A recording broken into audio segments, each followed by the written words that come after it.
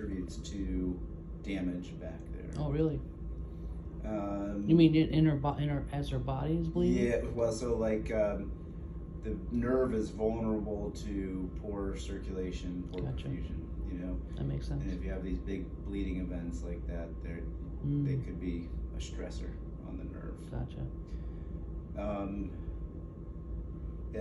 And then we have this kind of uncertainty, you know, in terms of drops and everything. Although, let's be honest, we're not far away from numbers we've seen before. It just may be the day, right? Yep. So, you know, I think from a strictly eye standpoint, doing a laser surgery to try and turn the faucet down makes sense to me, okay? To try and bring the pressure down, but obviously that's placed on top of everything else you got going on here. So, what are your guys' thoughts on things? Salsa told me this eye would be good for my life.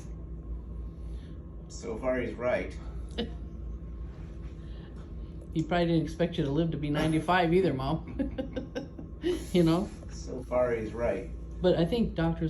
Goulet, you told us that I was reading my notes while waiting for you guys to come over and you said that the stent or whatever it's called doesn't last forever and ever, you know? Well, the stent does.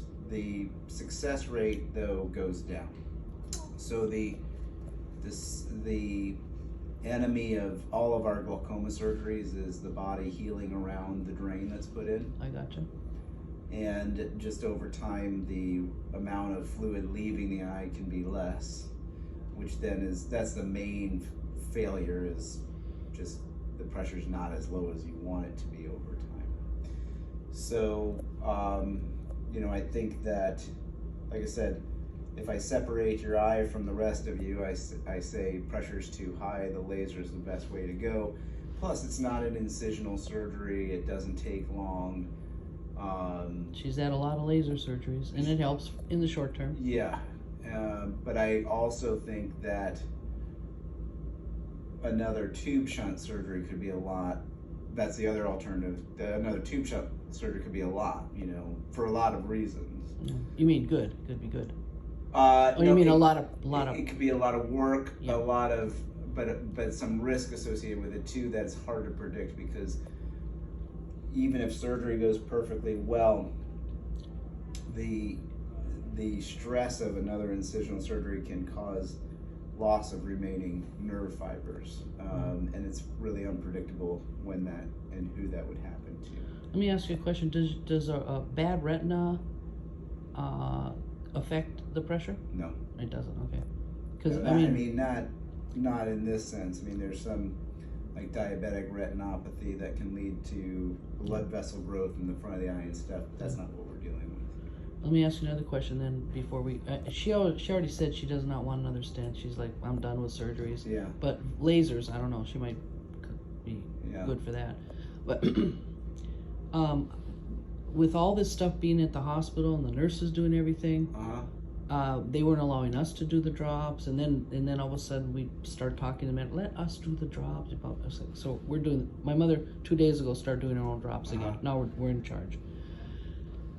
Is there a specific time frame, like if she does at 9 in the morning, her 3 drops in her left eye, let's just talk about the 3 drops, and then at 9 o'clock at night, 12, what if somebody says 9 o'clock and then they start doing them at 7? I mean, do you need a 10 hour or 12 hour? No, I mean, as evenly spaced as possible, but we know life happens and sometimes it's not going to be.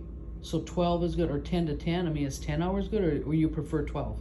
No, like, so if you're doing drops twice a day, yeah. The ideal way to do it would be 12 hours. 12 hours, okay. So then, second question I have, you had latanoprost, goes in, you said bedtime. Yeah. So if she does her main 3 drops at 9, and then she goes to bed at 11, is 2 hours good at that time? Fine. It's perfect. But you don't want the latanoprost with the 3? It could be with the 3. Oh, it could I be wouldn't have with any problem with that okay. at all. All right, good. It could be. Because that was going on for a while. Yeah. It could be with the 3. And if she goes to bed earlier, then it's only going to be an hour before she does that. That's It's no fine. problem. It's not a problem. Okay. It could be done at the same time as the others, or Okay, it could be done. super. Those are the only questions I have, because I didn't even think, because my mother had everything such in sync. Yeah. You know, when she was at her condo. Yeah. Now we're here dealing with medical people. Well, I had to call you guys. I want to say a month ago. I called down here because they were given some of the things twice a day, and some that you only said to do once, and Pred in both eyes, Moxie in both. I'm like, hey, wait a minute, what is going on here? So I called down here. I said, did you guys change them? She said, no, Dr. Goulet. And so I said, would you send me his thing? So I did, and then I showed it to the medical group, and I said, hey, knock that stuff off. Yeah. I don't know where you're getting it from, Yeah. but this is the Yeah. real deal. It's not uncommon to see eye drops kind of be, Really? you know. Tex, I know. All right, so we're all set. Your group responded real quick. I love Cody here; he was good. So now we just have to decide about the laser, huh? Yeah. And it's one where we have to do it in the operating room. I'd have to do it down in Blue Ash because that's where I have the laser. It takes 5 minutes to do. There's no restrictions afterwards. There'd be a patch over the eye for the first part of the day that you'd be able to take off later. Low risk of inflammation, low risk of swelling in front and the back of the eye. But this is one we've done before in the past. But that would be my best next step in terms of pressure reduction.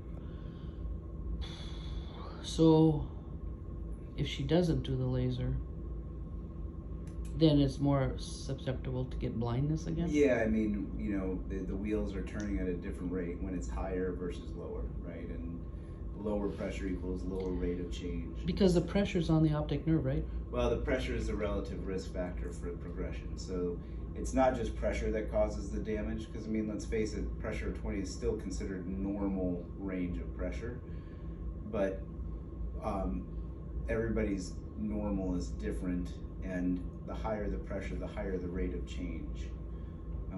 So ideally, I'd like to see somewhere in the 12 to 14 range, ideally, you know, Right. and lower still if that. Right.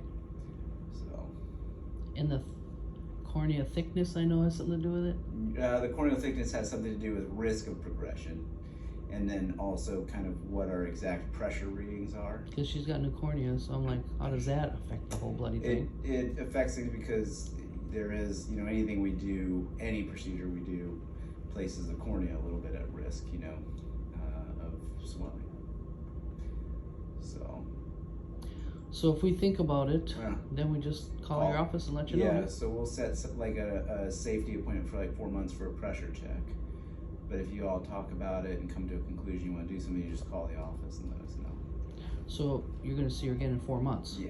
Okay. I'm just going to put something in there so that there's something for us to see. You don't want to see her sooner than that then? It's up to you guys. I mean, it's just there right now until we hear from you one way or the other in terms of the Pressure? in terms of the laser. Yeah. Okay. Because if the bottom line is there's nothing else I can do short of that. You know, there's no other adjustments. You added another drop. Yeah. I mean, that didn't seem to affect it too much.